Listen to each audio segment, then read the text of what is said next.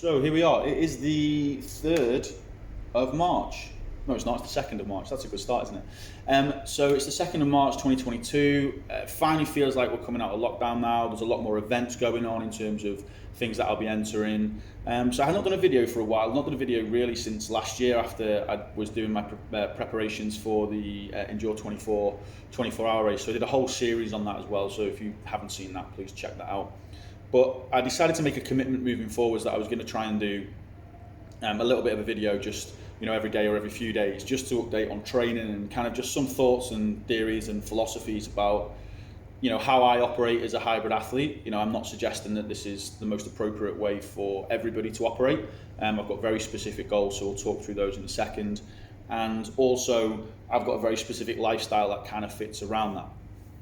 But just a quick life update. So since July last year, when I did the Endure 24, which was I was hoping to do 100 miles in 24 hours, I actually ended up with a stress fracture in 85 miles. Like I said, I've covered that before, so I'm not going to go into too much detail into that here. But since then, obviously, there was a period of rehabilitation. I then completed another 50k trail race in, it was around about the September. It was actually, I know when it was, because it was the day before my birthday, or day before my birthday, so I was pretty broke. Sorry, day after my birthday, so it was pretty broken. I think it was the 4th of September. My birthday's the 3rd, so if anyone wants to send me a birthday card or a birthday present this year, we've got plenty of time now, because we're only in March. So I did that, and that was fine. It was a little bit different to the terrain I was used to, a lot more elevation gain. So yeah, that definitely took out my hip flexors. And then since then, just trying to get back into some form of balance with my training. Just after getting over the stress fracture, picked up a few little niggles and a bit of a hip flexor issue there as well, but hopefully that's been now resolved. And really, since last year, the thing that's been playing on my mind a lot was, I guess, getting revenge on this 100-miler thing. So I've signed up for a few races this year, so I'll just talk through that really quickly.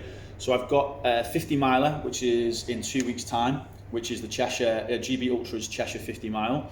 I've run a bit of that course already in some of my practice runs, if you want to call them that, or training runs. That would be a more appropriate thing to call it. I guess it was more of a practice because it was trying to work out the terrain and where things are, and I'll do a bit more of a race breakdown on that as I get closer to the time. But it's quite a nice run for a 50-miler, and then that is part of that course. I would say about 60 to 70% of that course is a part of the Cheshire 100-miler, which is the back end of May, which is really my target this year for ticking that 100-mile box after it sounds weird to say that now, but it feels it.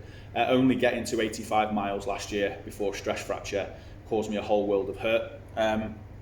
So yeah, that's where I'm at the moment. Interestingly, what I've really tried to do this year as well is I wanted to set myself some strength goals. I think last year was more about just kind of getting some foundation back in my strength training. This year I've set myself some strength goals. So I've currently been just stripping away body fat nice and slowly since around about Christmas, which was actually not a lot of Christmas weight gain because of the classical Christmas weight gain, but actually I ended up having to quarantine in Abu Dhabi. I was over there visiting a friend for about a week longer than I intended to. And over there they put you on like a GPS tag so you can't leave the apartment. So it's being sat around in activity, a little bit too much chocolate, gained a couple of pounds, but nothing major. My eating habits were still pretty in control, so it's not been traumatic to get it off. But I've got a powerlifting competition this weekend. It's the first powerlifting competition I've done in several years. And last time I think I competed in a powerlifting competition, I was about 110 to 115 kilos. I can't remember exactly. So a hell of a lot bigger and a hell of a lot stronger. So it's a very different experience. But my goals in terms of powerlifting this year, so for this competition, still got that bodybuilder mentality of calling things shows. So for this competition, the goal really for me is to just get back on the platform. I've had a lower back injury for a period of time now. It's a chronic lower back issue. It's never really going to go away unless I get some surgery on it, and I'm just not at a point where I need to do that. I can manage the pain fine through a bit of physical therapy and a little bit of pain medication and pain medication as and when that is required. And yeah, so I manage that quite well through, like, say, mobility, stretching and things like that, and just basically keeping active. So that's not too much of an issue. So the goals for the powerlifting competition this weekend are just basically to get back on the platform. I've done my sort of test week now. I'm hopefully going to weigh in at around about 82.5 kilos. So I'm walking around about 86, 87 now. So it shouldn't be too difficult to drop that water weight. Being a weight cut specialist, I've just had a lot of fighters fight in the previous weekend, and coming out of lockdown, I've just been very busy, which is one of the reasons why my content has kind of drifted, because I've just had, lots of athletes competing, fighting, coming out into the wilderness and coming out of the wilderness into the competition arena, and things like weight cutting, for example. I work with a lot of fight sports athletes. Obviously takes a lot of care and attention, and it's obviously physically draining on them, but it's quite mentally draining on myself. So yeah, just coming out of the back of that now, and I've got a nice little period of time to focus on myself, do some content, so on and so forth. So that's why we're back here, really. But powerlifting competition, I'm hopefully weighing 82.5 kilos. The weight cut shouldn't be too horrific. I'd hope not anyway, from where I am now. I've got a little bit of glycogen depletion to do this week. At some point, I'll probably get into a bit more of the nitty gritty about weight cutting and how that applies to fight sports, and a bit of differences between sort of active weight cutting and passive weight cutting. But again, I'll end up going on a segue on that today, but this is just a general update, so I might cover that in my next video or so. Please also, if you're not checking out already, please check out my Instagram page, which I'll post a link in the description. My Instagram now, I'm putting a lot more infographics and a lot more educational stuff, so more of the technical stuff that I might talk about in some of these videos, I'll go into in a little bit more depth there, simply just because, one of the issues of doing videos for YouTube and social media is it's the editing time, and I just don't have time to do the editing. So this is going to be a bit more freestyling update, a few thoughts, theories, philosophies, a bit more of the technical aspect of stuff will be posted on my Instagram pages. So I'll post the links to my business page and to my consultation personal page as well. The reason I have two is simple, is because the business this year is going to grow. So obviously I'm sat in the clinic at the moment. We're looking to expand this. We're looking to build an athlete performance hub, performance center, which doesn't then rely on my one-to-one coaching as such. It's going to be a programming based, like a consultation and programming based gym membership effectively, but where people use technology. So things like members will have access to this amazing Output Sports bit of kit which measures things like bar velocity, power. It can do things like joint range of motion as well, so it's a great mobility rehabilitation tool. It's good for measuring stability, reactive strength index and things like that. It's got an amazing amount of tools on it, which is really great for being able to bring like elite level athlete support to everybody. So that's one of the things that I'm looking to incorporate, not just with my one-to-one clients like I do at the moment, but members of the facility as we expand it will have access to that bit of kit, which means that from a coaching perspective, we can coach, we can collect that data, and it means that we can handle more people basically. So yeah, that's why I have a separate business page, and that's where that's going, because that's going to be, Nexus Athlete Performance Hub in Leeds at the moment, but we're going to look to expand that rapidly once we've got this first one open. So we're just currently trying to get some issues with the landlords and things sorted, because there's some potential noise issues and stuff. So yeah, it's just in that sort of, it's going to happen, it's just a matter of when type phase at the moment, so I'm not putting too much pressure on it. So that was a bit of a segue. I told you I can segue for England. So the main thing really is that in terms of my own competition this year, like I've said, I've got 50 miler, 100 miler, and then I've got a 100k trail race, which is the race to the stones in and around, I've forgotten the name of it now, the Chilterns. I've got a couple of athletes competing in that as well, so I'm going to kind of go and use that as I'm going to go and sort of mule for one of the athletes and just be support for the others that are there as well. So that's quite cool. So that's 100. There's a few different events over that day, but I'm just going to do the 100-kilometer race. See how that goes. Empty the tank, see how fast I can do it, and if I blow up, I don't care, because my main target is that 100 miler. Powerlifting competition this weekend. Training for that's gone okay, considering I've been recovering from a back injury. Well, sorry, not recovering from a back injury. Have a consistent back problem, shall we say, a chronic back condition rather than an injury, even though it was triggered by an injury. So yeah, the goal this weekend is basically my opening lifts are going to be 140 kilo squat, nothing to write home about in terms of what you'd expect from a super strong athlete. Deadlift's going to be in the region of 175 kilo opener, and bench hopefully around 120. My targets really this year are just to get my squat and my deadlift back up to reasonable numbers. So by reasonable numbers for me, I think for a strength athlete, if you're going to call yourself a hybrid athlete, I still think it's reasonable to have an amount of strength that is up there with what would be at the higher ends of the general population. I think you can do strength training and be an athlete, but to truly, for me, my definition of being a meaningful hybrid athlete would be to be able to compete in competitions. And yeah, you're not going to win, but to turn up there and people, and to be able to place reasonably and to lift totals that would be expected within that community of whatever specific weight class it is. And that kind of also applies as well to the running component. So, I think that my targets really in terms of the strength stuff, because of the amount of volume I'm doing on my lower body in terms of running and the fatigue that accumulates, is I do want to get my bench press back up to around about 150 plus kilos this year. My bench press PB is over 160. I think even though I've lost a hell of a lot of extra weight, when I go towards the back end of this year, once my running's done, I will gain some size. Even if it's not just necessarily lots of muscle size, but just having that extra bulk, I find just helps my mechanics more, reduces range of motion across the chest if I'm carrying a little bit more body fat. Just in terms of those leverages and things as well, I find it just really helps me to have a little bit more mass in terms of my strength. I've noticed I tend to get a strength drop off at around about 92 kilos from previous experiences. And like I say, I'm 87, 88 at the moment, so I've gone off a bit of a cliff, but it's maintained quite well. And I'm really happy with where my strength is, considering one, I've only done a dedicated strength block now from about October, November. Two, I got COVID over Christmas and then I was stuck in Abu Dhabi, so that messed up my training for a month, and I think I picked up a lot of colds and flus despite my good nutrition, simply because of just obviously as the world's opening back up again, there's a bit more exposure to bugs that have been laying dormant for a while. That's my hypothesis and I'm sticking with it. Feel free to prove me wrong on that one, but I've definitely been a bit more sick than I would do normally. But everything else has gone really well. Alcohol content's been low, sleep's been good, work stress has been manageable despite taking all of this other stuff on.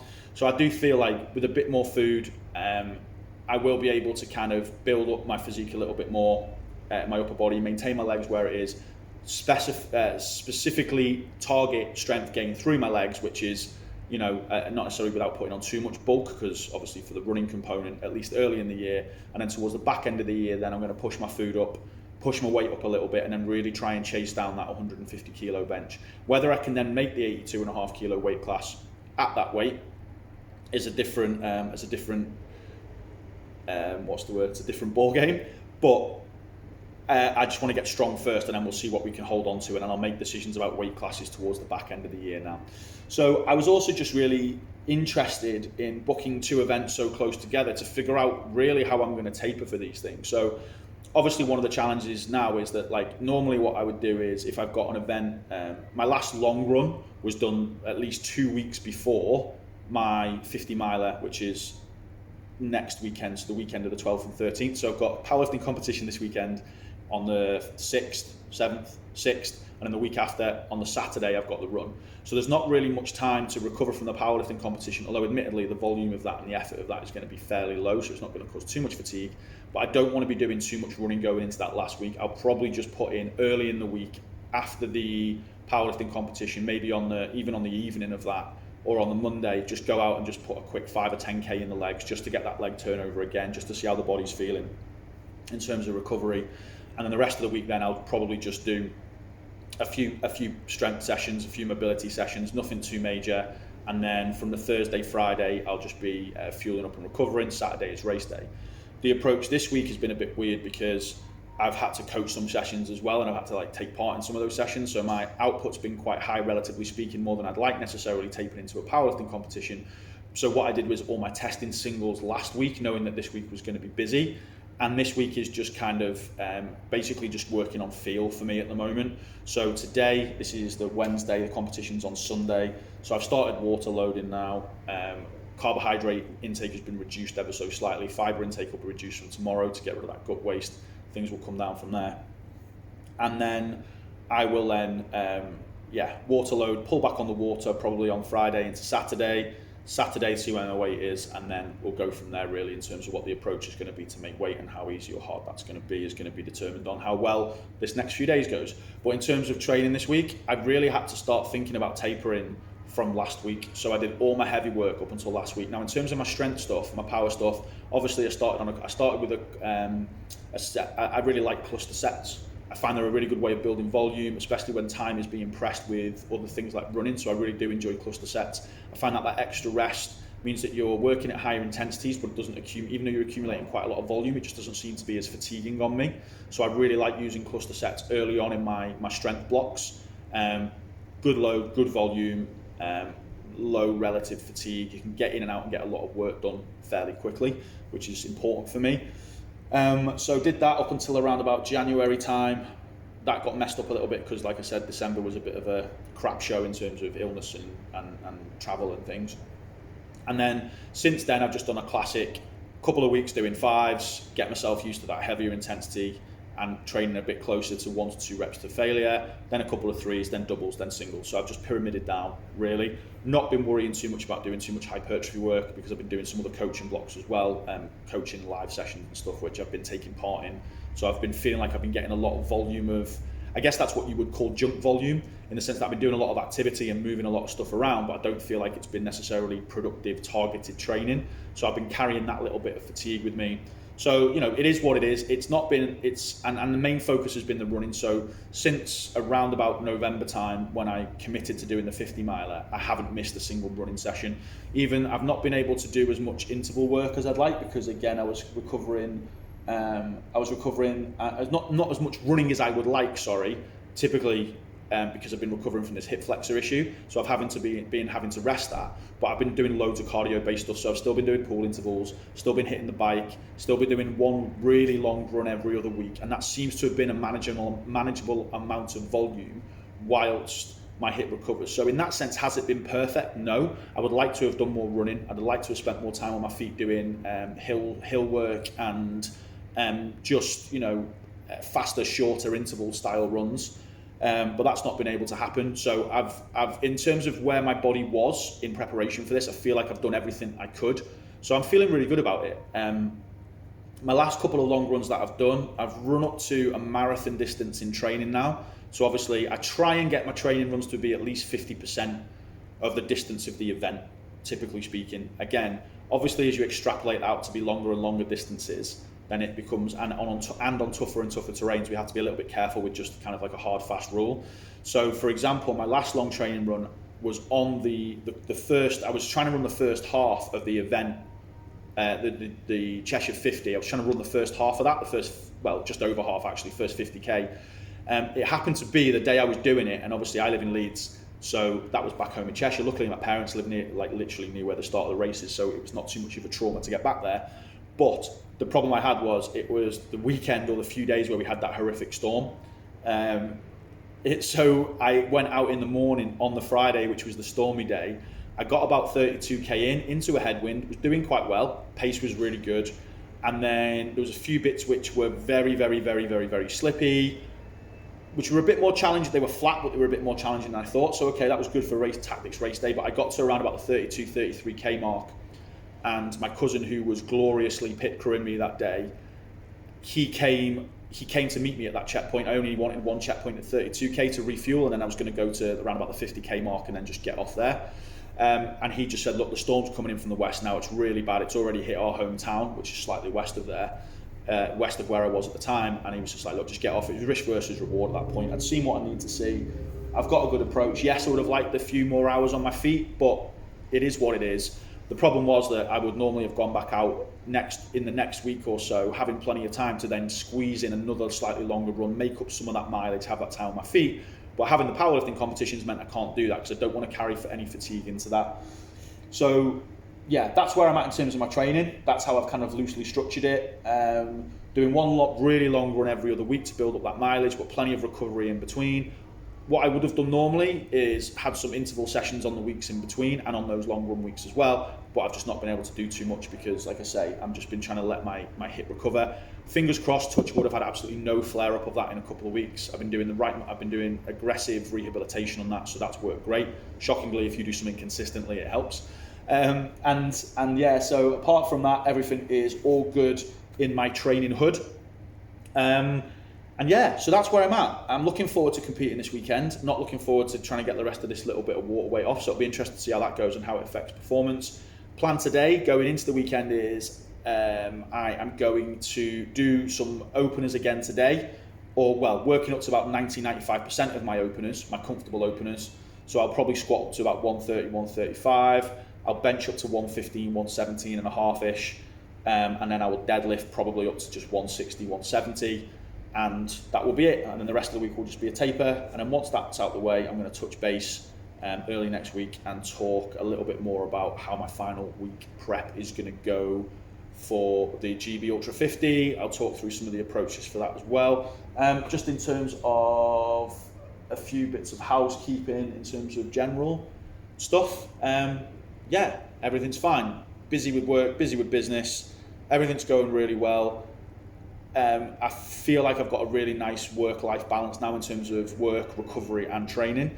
And I think that kind of ties into what I was saying before, though, about whenever you're following someone on YouTube or you're following someone who lives a hybrid athlete lifestyle, who does all of this stuff, I'd say that like it's important if we're going to compare ourselves or try and copy someone's program, and it's understanding like how much time they have to do things. Like I'm fortunate because obviously I've got a full strength and conditioning suite in here. I've got treadmills if I can't get outside. I've got a watt bike. I've got a pool literally 5 minutes from my house. So my life has kind of been built around this sort of level of convenience. And I'm not suggesting that everything has to be convenient to be successful, but it does mean that my ability to take on more work-related pressure and stress and still have time for friends and family and more social aspects is facilitated by that. Not so much my training, it's the efficiency of the training allows me to do other stuff as well. So I think as a kind of take-home thought, or a thought stimulating question to leave anyone who may be watching this with, is quite often we focus on our training programming, and that's fine, but how are we setting up the rest of our lives? How are we structuring our nutrition? How are we structuring our social lives? How are we structuring our work? How are we structuring not just the fact that we've got to do this training program? How does that fit in with, you know, where we're going to be, travel time, everything like that? Because I think for a lot of athletes, it's not so much the hours on their feet that is the issue. You know, most people can find a day of a weekend or getting up early to do one long run a week, even if that's like 3, 4, 5 hours. It's the other bits and pieces, the injury prevention work, the mobility work. And I would say that for most people who are like me, who maybe are business owners or work full-time jobs or have got families, it's not so much about, you know, having to, yes, there's sacrifices you have to make. You can't, you know, the old adage is like professional athletes are paid to recover. So what we have to do is be smarter with our recovery, more disciplined with our recovery, making sure we get decent sleep schedules if we can. And I think at the heart of it, really for me this year, one of the things that as I've become this kind of hybrid athlete and I've tried to develop both facets of performance, initially this block has been a bit more obviously of an endurance base and getting back to my running, is it's this idea of efficiency and not having kind of dead time. So, you know, even things like doing mobility drills, if I've got 5 or 6 minutes in between clients, instead of having like doing one mobility session a day, which is maybe, or stretching session or rehab session, whatever you want to call it, recovery session for 20, 30 minutes, I can do 2 or 3 minutes of low effort, high impact work that helps me with my recovery. Even things like just like meal prepping and stuff like that. Like I'm not suggesting everyone needs to meal prep like a bodybuilder in order to get their physique results or their performance results. But my God, it makes life easier if you don't have to think about what you're doing on a day-to-day basis in terms of just having it there. It's good to go. You know the calories are calculated. Yes, you can still have some food freedom around that. You know, I have a couple of protein bars or maybe a chocolate bar or a little bit of popcorn every day because that's my little thing that I enjoy.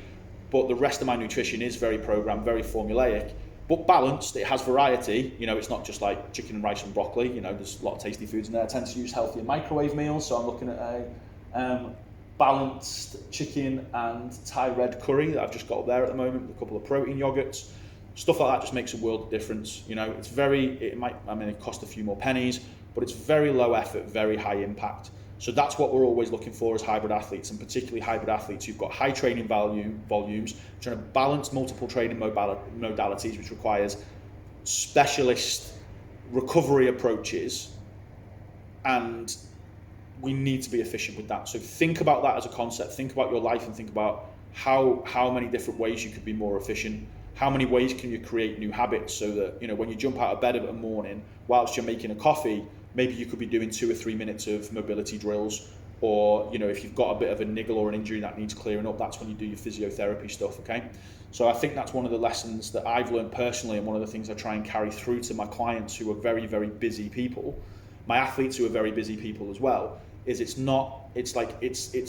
getting the low-hanging fruit, but doing that in a way that's incredibly efficient. So become efficient, guys. Do a bit of a life audit. Go through your life. Where can I be more efficient? Where am I wasting time? If I'm watching Netflix, can I be doing something alongside that, which might not seem like it has a big impact, but the accumulation of those small efficient acts over time breeds success. Right, guys, hope you enjoyed this. Check out my Instagram, plural, and that's where most of my academic content will be. But for now, I'm going to check out, and I will check back in a couple of days to talk about how my weight cut is going. In fact, might even do that tomorrow. Or what day is it today? It's Wednesday. Might even do that tomorrow or Friday and just talk about some of the approaches that I'm using and how that's going. Right, guys, have a great day. Peace.